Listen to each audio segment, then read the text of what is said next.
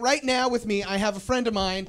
He's here to talk about this. What is this? What is this? Look at this magic. This is the future. We bring you the future here on DIY, the future of TV, the future of fun, the future of awesome. We're here talking with Paul about 3D printing. Let's hear for Paul in the studio, everybody. Nice round of applause. Welcome, Paul. Paul will pound it over here. There we go. So, Paul, how's it going? How you been? It's going pretty well. So let's talk into the mic, buddy. Oh, yeah, let's do no, that. it's okay. We're training. Yeah, we're training. yeah. We're here to train. So this is fun. We got microphones. So Paul was nice enough to come in to bring in his beautiful 3D printer here. So we're here to talk about stuff and things. This is one of the things we're talking about. You are creating something out of nothing, and I think that's the coolest thing right now. So Paul, tell me a little bit about the machine and how you got started in doing 3D printing. So this is the finest printer you can get out of the Czech Republic right now. Nice. It's called the original Prusa. It's the name of the guy who made it. Yep. And essentially what you're looking at here is a glorified hot glue gun on rails. That's so awesome. there's a lot of smart stuff going on in here, Yeah. but at the core of it, you have a print head here. There's a drive gear that moves this roll of beautiful pink plastic Yep. right into a heated nozzle that's made out of brass.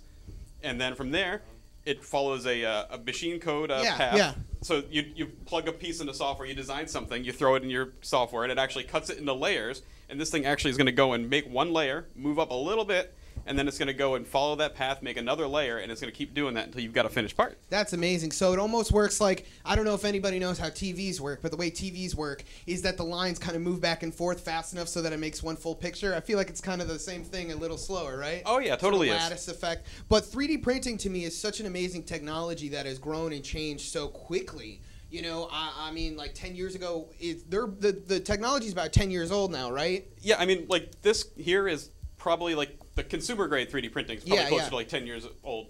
It's been around since like the mid 80s, I think. Two big companies, started messing around with vats of photosensitive liquid and laser beams and started making 3D printed parts. But you couldn't get one unless you worked at like GE and Boeing, and Exactly. even then you had to know someone who would let you use the machine. When I was in college at Keene State up in New Hampshire. Yeah.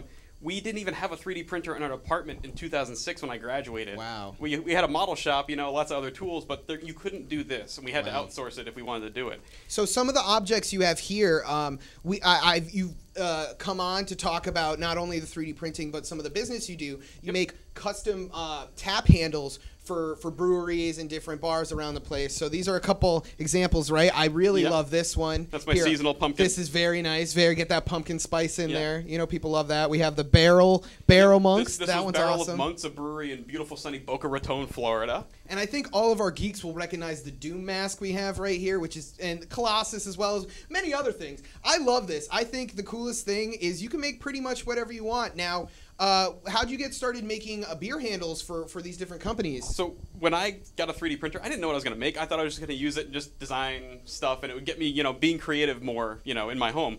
And it turns out I have an older brother who's a massive beer nerd. He brews his own beer and everything. And our last name's Zimmerman. He calls his bar Zimbar. Oh, nice. So when he was getting married in 2013, I was like, I got to make him a tap handle. Because he collects these things. Because there's like all kinds of artistic ones, like Dogfish Head and companies like that make really cool tap handles that people go nuts on eBay trading and everything. Yeah. And I was like, well, I'll make him something that nobody else has. And I came up with this Zimbar tap handle. He loved it. And I was like, this is a niche. Like, I'm totally just zoning in on this thing. It's amazing. So you're creating literally something out of nothing, and I find that really interesting. So for those people out there maybe finding this interesting, what's a way they could kind of get started on their own and sort of get going with a 3D printer? Honestly, there are a lot of great folks who do like YouTube tutorials and reviews and videos. I would just start looking at YouTube and see what people are making, see if it looks cool to you, watch some reviews so you get an idea of what you actually can expect when you bring one of these machines home. Yeah.